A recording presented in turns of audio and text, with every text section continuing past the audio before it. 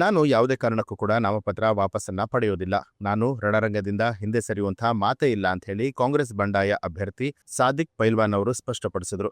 ಸುದ್ದಿಗೋಷ್ಠಿಯಲ್ಲಿ ಮಾತನಾಡಿದಂತಹ ಅವರು, ನಾನು ನಾಮಪತ್ರ ವಾಪಸ್ಸು ಪಡೆದಿದ್ದೇನೆ ಅಂತ ಹೇಳಿ ಸಾಮಾಜಿಕ ಜಾಲತಾಣದಲ್ಲಿ ವೈರಲ್ ಆಗಿದ್ದು, ಅವರ ಮೇಲೆ ಮಾನನಷ್ಟ ಮೊಕದ್ದಮೆಯನ್ನ ಹಾಕ್ತೇನೆ. ಕಾಂಗ್ರೆಸ್ನಿಂದ ಈ ಕ್ಷೇತ್ರದಲ್ಲಿ ಅಲ್ಪಸಂಖ್ಯಾತರಿಗೆ ಸಾಕಷ್ಟು ಅನ್ಯಾಯ ಆಗಿದ್ದು, ಯಾರೇ ಬಂದು ಮನವೊಲಿಸಿದ್ರು ಕೂಡ ಈ ಬಾರಿ ಯಾವುದೇ ಕಾರಣಕ್ಕೂ ನಾಮಪತ್ರ ಹಿಂಪಡೆಯೋದಿಲ್ಲ ಅಂತ ತಿಳಿಸಿದ್ರು. ಮೊದಲು ಅಲ್ಪಸಂಖ್ಯಾತರಿಗೆ, ಅಹಿಂದ ಸಮುದಾಯದವರಿಗೆ ಮನವೊಲಿಸಿ ಅಂತ ಹೇಳಿ ಅವರು ಯಾರೇ ಬಂದು ಮನವೊಲಿಸಿದ್ರು ಕೂಡ ನಾನು ಗೋ ಬ್ಯಾಕ್ ಅನ್ನುತ್ತೇನೆ ಅಂತ ಹೇಳಿದ್ರು.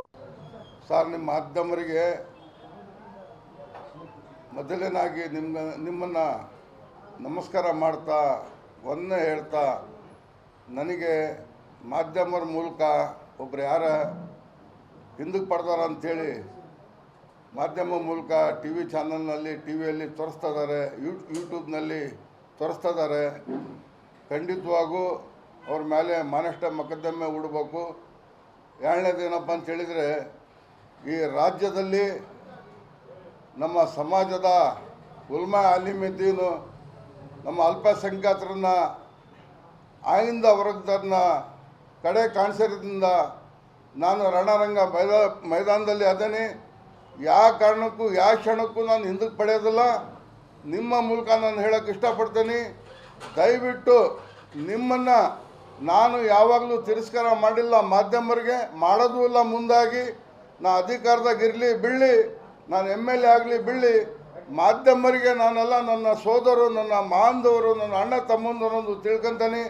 ನನ್ನ ರಾಜ್ಯದಲ್ಲಿ ಜನಗಳಿಗೆ, ಇಡೀ ರಾಜ್ಯದಲ್ಲಿ 2008ರಲ್ಲಿ ನಾವು ತಕ್ಕಂಥ ಪಾಠ ಕಾಂಗ್ರೆಸ್ಸಿಗೆ ನಾವು ತಿಳಿಸ್ತೀವಿ, ಮಾಡ್ತೀವಿ. ಇಡೀ ರಾಜ್ಯದಲ್ಲಿ ಅಡ್ಡಾಡಿ ಮೈನಾರಿಟಿಗೆ, ಆಯಿಂದ ಜನಕ್ಕೆ KPCC ಅವರು, ಸುರ್ಜೇವಾಲಾ ಅವರು, ಖರ್ಗೆ ಅವರು, ಸಿದ್ದರಾಮಯ್ಯ ಅವರು ಕಡೆ ಕಾಣಿಸೋದ್ರಿಂದ ನಮ್ಮ ಜಿಲ್ಲೆಯ ನಾಡಿನ ಜನತೆ, ನಮ್ಮ ದಕ್ಷಿಣ ಕ್ಷೇತ್ರದ ಜನತೆಗೆ ಭಾಳ ನೋವುಂಟು ಆಗಿದೆ.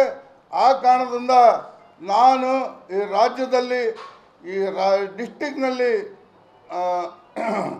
ಆಮೇಲೆ ನನ್ನ ಕ್ಷೇತ್ರದಲ್ಲಿ ಜನಗಳಿಗೆ ಮನವೊಲಿಸಿ, ನಾನು ಯಾವ ಕಾರಣಕ್ಕೂ ನನ್ನ ಜನ ತೀರ್ಪು ಕೊಡ್ತಾರೆ, ನನ್ನ ಗೆಲುವು ಖಚಿತ ಅಂಥೇಳಿ ತಮ್ಮ ಮೂಲಕ ಹೇಳೋಕ್ಕೆ ಇಷ್ಟಪಡ್ತೀನಿ ಸರ್. ಜೈ ಹಿಂದ್, ಜೈ ಕರ್ನಾಟಕ. ನ್ಯೂಸ್ ಅಲರ್ಟ್, ನಿಮ್ಮಿಂದ ನಿಮಗಾಗಿ.